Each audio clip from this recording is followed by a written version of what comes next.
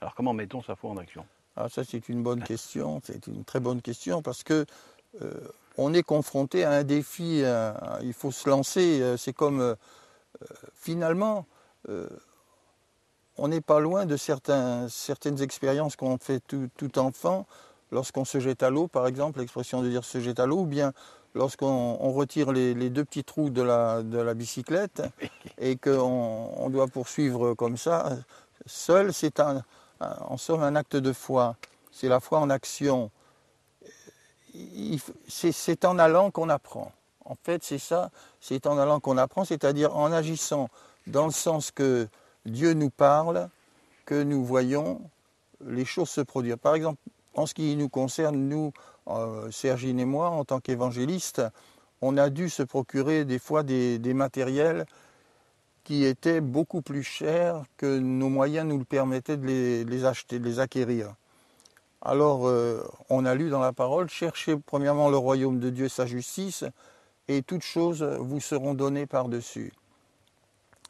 Alors, je vais citer donc un témoignage d'une expérience que j'ai faite dans le bureau d'un représentant à l'époque où les reproducteurs de cassettes étaient très chers, parce que il y avait plusieurs marques, bien sûr, il y avait plusieurs rapidités, plusieurs systèmes, et celui que je désirais était très cher à l'époque. C'était le plus cher.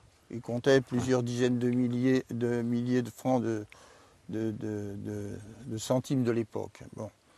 Et j'étais dans le bureau donc de cet homme d'affaires et il me disait le prix. Et intérieurement, j'ai marqué une hésitation parce que m'engager dans un achat dont je n'avais pas l'argent, ça ne m'enchantait pas. Je me disais, tu te mets en déséquilibre, en porte-à-faux, comme on dit. Et puis, j'ai entendu la voix intérieure du Seigneur me dire, du Saint-Esprit, si tu ne veux pas investir, je n'ai pas besoin de toi. Ouais, Alors on commençait à évangéliser, à envoyer des cassettes en Afrique, à prêcher l'évangile. Et tout à fait au début donc de ce ministère, Dieu m'a parlé de cette façon.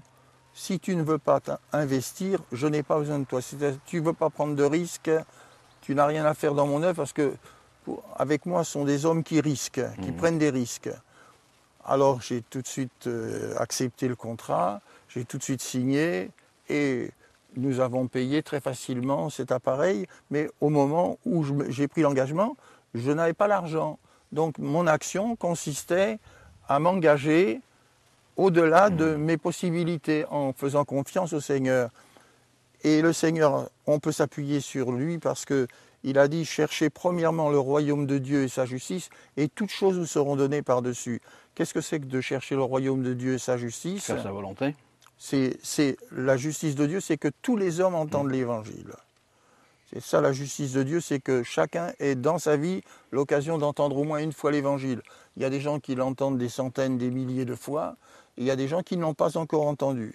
Alors, si on cherche le royaume de Dieu, c'est-à-dire à diffuser la parole sur les toits, comme disait Jésus, c'est-à-dire là où il y a des antennes, là où il y a les médias, eh bien si on s'avance dans les médias avec la foi que Dieu va répondre à cette promesse, que je vais prendre les moyens de diffuser la parole du Seigneur, Dieu va faire des miracles extraordinaires. Il en a fait dans notre vie. Nous n'avions pas les moyens de faire quoi que ce soit, ni une colonie de vacances que nous avons créée par la foi, ni une imprimerie que nous avons créée par la foi, ni à l'achat d'un chapiteau pour évangéliser, ni les émissions sur RTL, Monte-Carlo et la télévision également.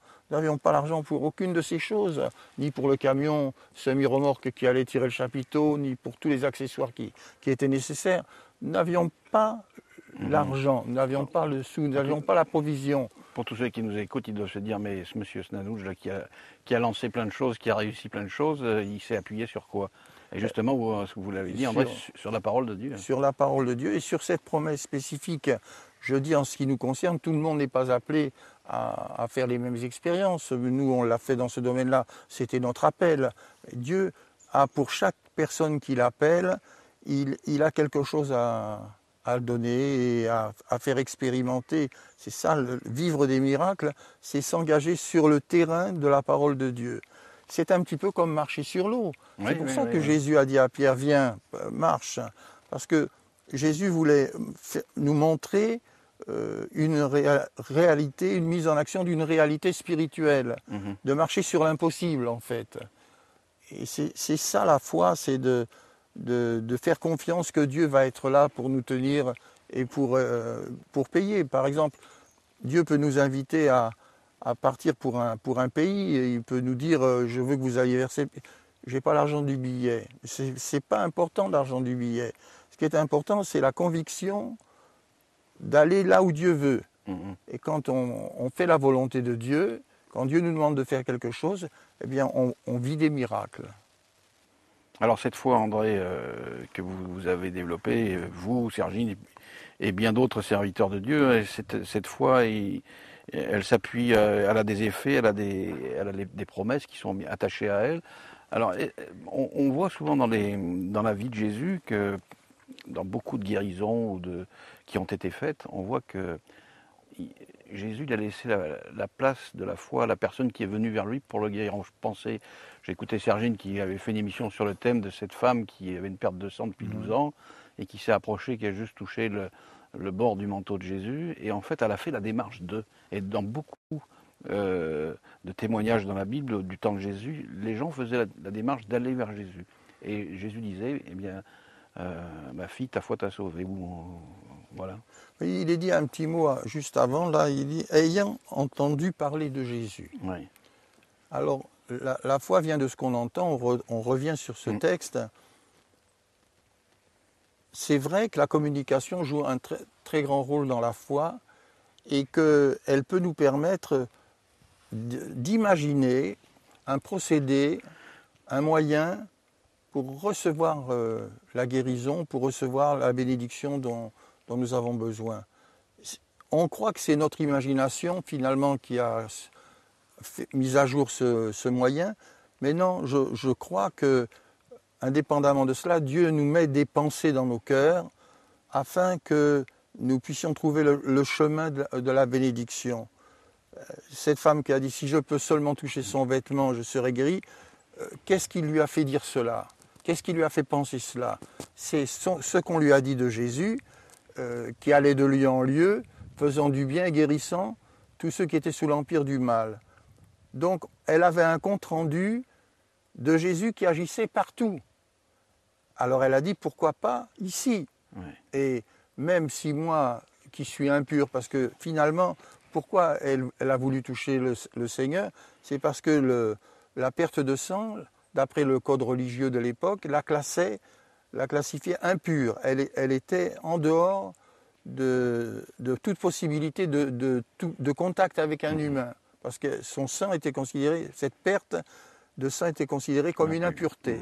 Donc elle n'avait pas le droit, mais elle dit si en cachette, elle s'est pensée, si en cachette, sans qu'il sache, je vais toucher le bord de son vêtement, eh bien je vais recevoir la guérison. Alors elle s'est approchée, et pour s'approcher de Jésus, elle a dû faire un effort considérable, compte tenu qu'elle était passablement affaiblie depuis 12 ans, qu'elle perdait son sang, elle n'avait plus beaucoup de force certainement, elle était anémiée au plus haut degré, mais elle a dit je vais rassembler mes dernières forces. En fait, elle n'a pas renoncé. La foi, c'est quelque chose c'est un élément qui ne renonce pas, qui va de l'avant envers et contre tout. Et elle s'est avancée, elle a frayé son chemin à travers les gens, les personnes, avec beaucoup d'efforts et de mal, mais finalement, elle a vu le bord du vêtement tout proche. Et dans un dernier effort, elle l'a saisi. Et là, quelque chose de fulgurant s'est passé. Cette femme n'a pas pu rester inconnue ni ignorée de Jésus parce que Jésus a senti qu'une force sortait de lui. Et il a dit, qui m'a touché? Alors les disciples ont dit, mais tout le monde te touche, tout le monde est autour de toi, tout le monde peut te toucher. Il a dit, non, il y a quelqu'un qui m'a touché avec la foi. Et ça, c'était une leçon pour nous, c'est que si nous touchons Jésus, parce que parfois Jésus nous touche, mais d'autres fois c'est nous qui nous devons toucher Jésus, et si nous touchons Jésus par la foi, si nous avons la trouée, si nous avons la pensée d'un seul coup de la réalité de Jésus et que nous sommes en contact avec son esprit, quelque chose va se passer.